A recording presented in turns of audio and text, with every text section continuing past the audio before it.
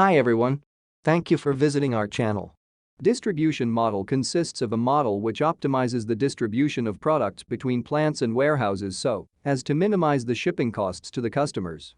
On the Inputs tab, there is a description of the color coding. Inputs are always depicted with a yellow fill and blue letters, call up, that is direct links from other cells, and calculations are depicted with white fill and black characters. There is also a color coding for the various tabs of the model.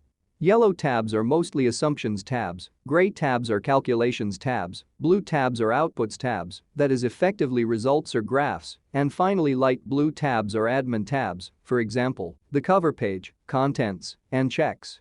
The only tab where the user input is needed is in the Inputs tab.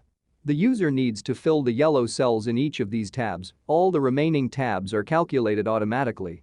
The user sets the shipping costs per product from plant to customer, from plant to warehouse, and from warehouse to customer. Additionally, the user sets the product capacity for each plant. After that, the user set the warehouse capacity for each warehouse and product, and finally the user sets the demand for each customer and for each product. Moving to the Calcs tab, the user just needs to press the Optimize Shipping Quantities. After a while the results are calculated and you just need to press OK.